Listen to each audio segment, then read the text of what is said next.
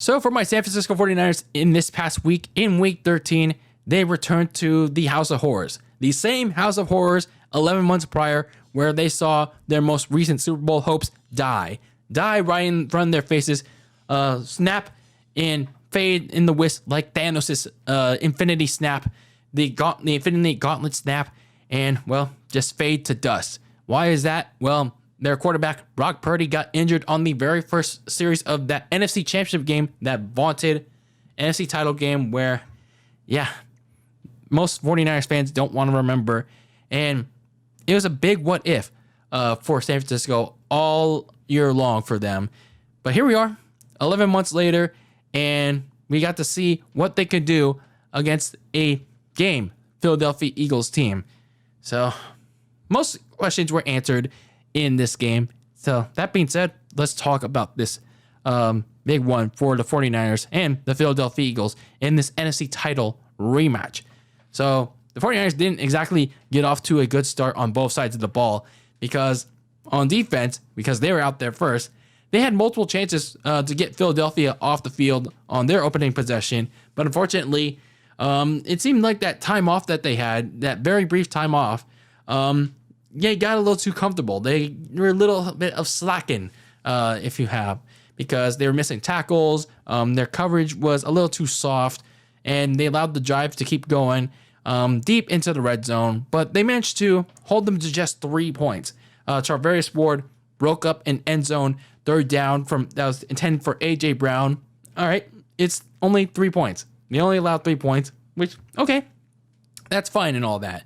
But then here's the problem. Your offense starts off very cold.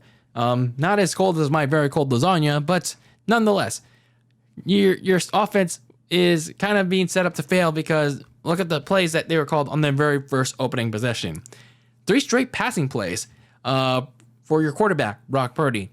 And on the second one, he gets sacked. A big sack by the man that got him injured, Hassan Reddick. So, and then they go 3 and out. And yeah, not exactly a good way to get your team on the right foot. As well, against a team that's pretty good in the Philadelphia Eagles. Yeah, not a good start for San Francisco. And it was a little curious why they were deviating away from what made them successful. So meanwhile, for San Francisco's defense, they were still kind of having trouble stopping Philadelphia in terms of their offense because they can't get him off the field on third down because for whatever reason, they can't get to Jalen Hurts or hard cover, go coast to coast with his receivers. But once again, they got very lucky in the red zone because there's this certain play where Jalen Hurts was trying to find an open guy, but the secondary did its job. They did go coast to coast. They did cover well when they got to the red zone on this second down play. And then Jalen Hurts was trying to find an open guy, but then once he tried to get out of the pocket, he slipped. And then Javon Kinlaw got one of the easiest sacks that he'll ever get. And they forced a 3rd and forever. And then, all right, it's only a 6-point game. But then, here's the problem. Here's another problem. You still had to get your offense to do something. You still need your offense to do something. Jack shit. And yet, they were not doing anything. Because your offensive line could stop Hassan Reddick. Your offense and Purdy and the rest of the team, well, they couldn't produce anything. They weren't utilizing Christian McCaffrey for whatever forsaken reason. And Purdy was, I don't know. I feel like he was acting a little too scared to run into the pocket. I feel like he still had some nerves. He still had some a bit of trauma from last year's NFC title game. I mean, you can't blame him. You can't blame him for being a little too concerned about last year's injury. But what did that result in San Francisco's first quarter? An offense that produced negative yards. Yes, ladies and gentlemen, negative 6 yards. And their defense facing yet another third down going into the next quarter. So if you were the 49ers going into the next quarter, you had to find a way to get stops and you had to find a way to get your offense rolling because otherwise, you could have been fucked. You could have been fucked going into the rest of this game. But going to the second quarter, this is where things really started to turn around for the 49ers. And thank goodness it did because they finally forced a punt on a third down in the eve of the second quarter after forcing Jalen Hurts out of bounds, well short of the line after a false start penalty by Jalen Hurts. And then you're back on offense, and then you finally start to catch fire. George Kittle gets a first down conversion, and then they really start to heat up. Purdy seemed more relaxed in the offensive line, gave him more time to throw, and then as soon as you know it, they're in the red zone. Cool. And then they managed to get a touchdown and take a 7-6 lead. Purdy connects with Ayuk, and then it seems like he didn't have complete control of the ball, but then good thing they upheld it because, well, Ayuk had the ball underneath his hand. All right, we're getting somewhere. We had a little bit of an initial scare, but then the 49ers kept that 7-6 lead, the 1 point advantage, and then the defense finally came through. They finally came through as well. Eric Armstead gets a big sack on the next end of the Eagles' next series on offense, and now the defensive line of the 49ers is also heating up, and they're starting to pick on the Philadelphia's usually strong offensive line. So they still managed to force a punt despite giving up a big third down.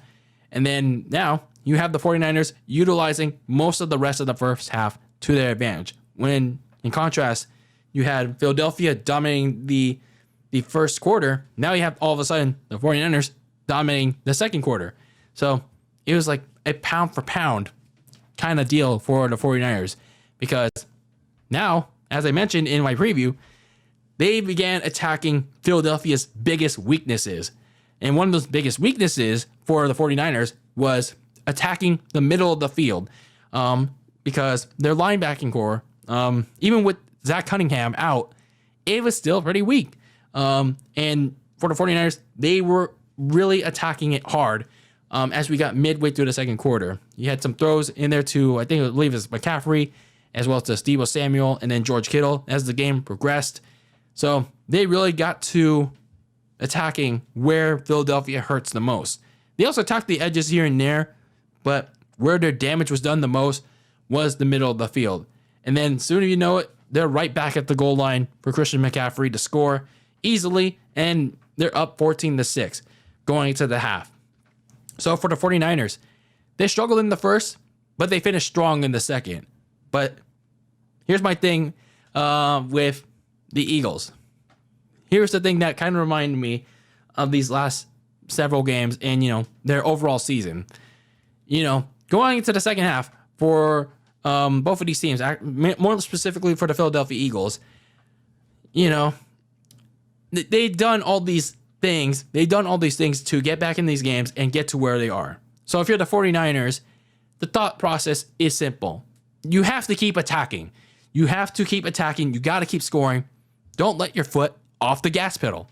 It's that simple. And if you're Kyle Shanahan, sometimes you kind of do that. You let your foot off the gas pedal, and all of a sudden they start catching up. Just look at the recent Tampa Bay game. They let off a little bit, and then they almost caught up until they didn't. But for a team as good as the Eagles, you got to keep going. You got to keep punching them in the mouth, and then you'll win the game. Because the Eagles have made it known that they make the most impact when they're trailing in the second half. Just ask the Buffalo Bills. Just ask the Kansas City Chiefs and others that have fallen to the Eagles who have given them those those other 9 victories, those other 10 victories or what have you. But regardless, the Niners just had to keep pounding the rock on Philadelphia. And oh boy, did they in the third quarter as they got right out of the gates as they should. And once again, attacking Philadelphia's biggest weaknesses. And Purdy, for example, he got a nice big bucket throw to Christian McCaffrey to set up Deebo Samuel's end-around touchdown run.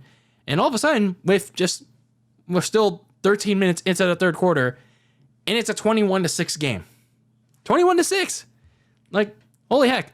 They just dissected Philadelphia's defense in, I believe it was like 2 minutes. Just 2 minutes. But you have to remember, the 49ers had to be careful not to get too comfortable with such a big lead, especially with a team like this one. But it seemed clear that, their flaws were on display, Philadelphia specifically. But then all of a sudden, Philadelphia's going down the field. Philadelphia's going down the field, and then they're trying to make this push. And then the game started to take a little bit of a turn when Drake Greenlaw, he tried to make a tackle, but then his emotions really got the best of him for whatever reason, as it had like for much of the season. So he slams down receiver Devontae Smith after the whistle, even though he kind of looked like he was in bounds when he made that tackle, but still stupid nonetheless. Like, come on, man. You cannot be the Draymond Green of our team. Like, don't do that, please. So it led to this all-out scuffle. Everyone's gaining each other's faces. Like, some random dude, like the Eagles' chief security officer, like he's having words with Dre Greenlaw, and then both of them get ejected for whatever stupid reason. But now you're giving Philadelphia prime position to score, and scored they did. Because, well, Dre Greenlaw got ejected for that personal foul penalty on Devontae Smith, but like that wasn't really a fair trade-off because he gets ejected, but then the chief of security also gets ejected for instigating that, getting this gold medal in instigating. But nonetheless, Philadelphia makes it a closer game, 21-13, because, well, they used the good old tush push, which, by the way, could potentially be permanently banned in the offseason, so keep your eye on that. But San Francisco's offense, they didn't care for any of the drama that unfolded because, well, they struck right back. Purdy connected with Deebo Samuel midfield when they were at midfield, and he shook off a couple tackles to speed his way through a bunch of defenders, and lo and behold, we're right back to a double touchdown deficit for the Philadelphia Eagles and a double touchdown advantage for my 49ers, 35-13.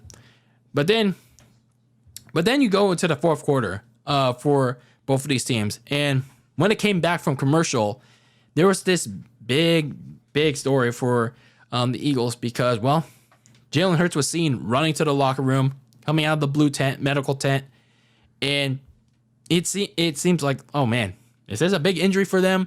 And they were showing like the play that happened, like he's getting sandwiched by, I'm not sure who it was, but nonetheless, I think it was George Odom and Fred Warner. But he got sandwiched on the Eagles' last offensive series that they were on. So I'm not sure where he got, what specific injury it was, but then they clarified later that it was a concussion. But had it been a big loss for Philadelphia, that would have been bad for them. But then at the same time, even if it was for a brief moment, hey, Philadelphia fans, hey, you're feeling the pain. You felt the pain that Niners fans felt when we lost our quarterback. So tough shit.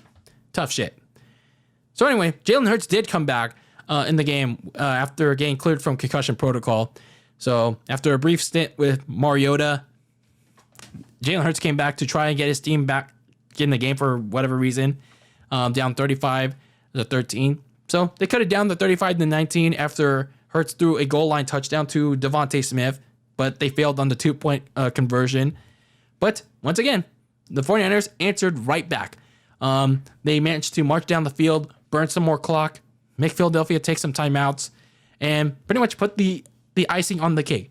Put that little cherry on top because Deebo Samuel was like, you know what?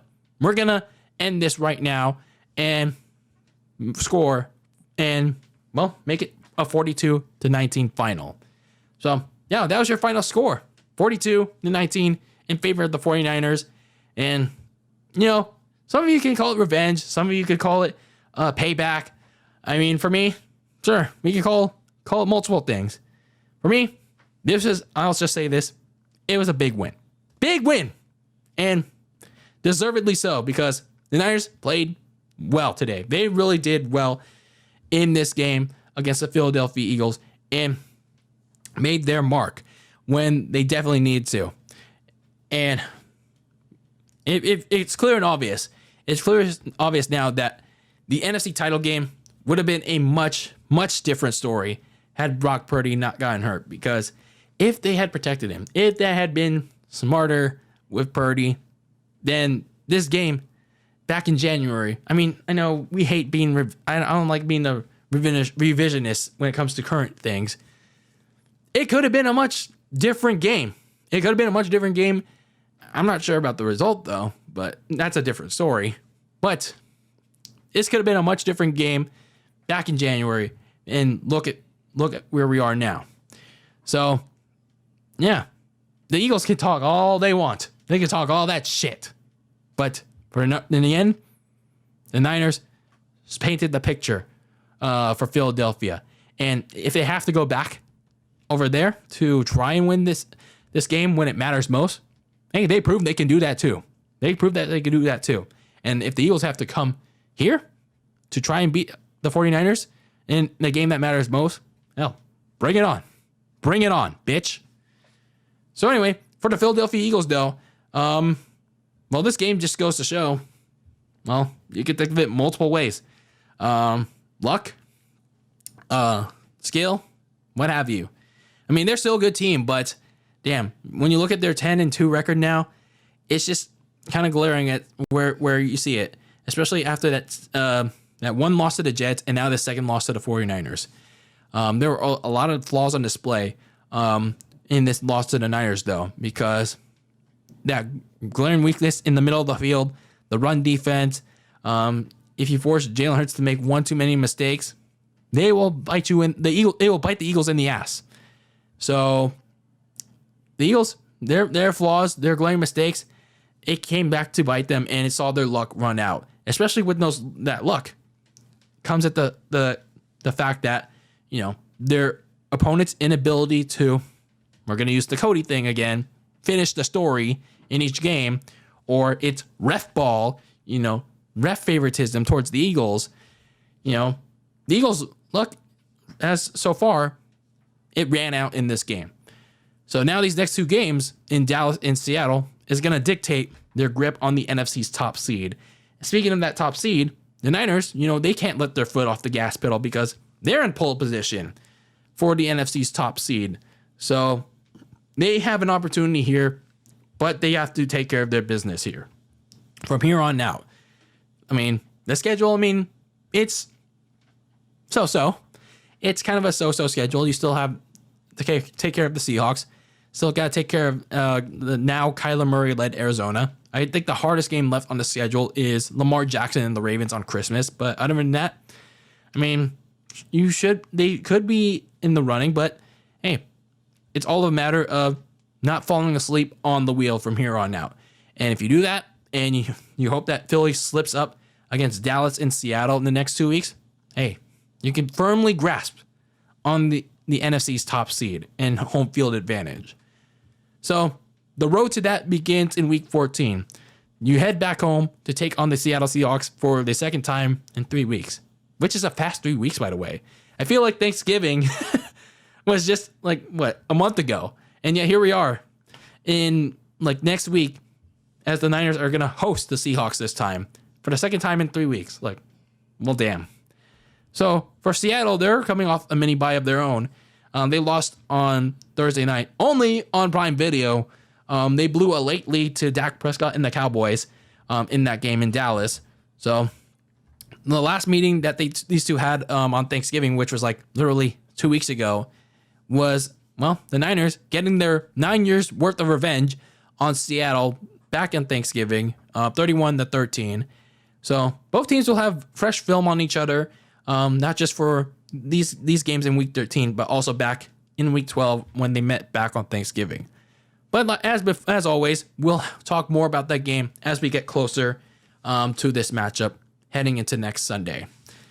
So yeah, this is a good victory for the 49ers, probably one of their biggest ones of the season, if not the biggest, as we head into the deeper stretch of the 49ers season as they try to lock up not just the division, but hopefully as we get deeper, maybe the number one seed in the NFC.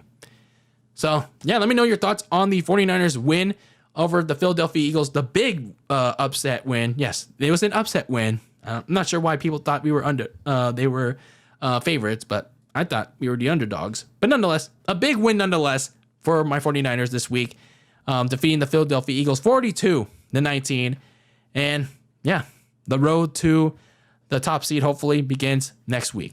So let me know your thoughts in the comments below on this big win. And as always, keep that lasagna very cold in the fridge with your takes on the world of sports.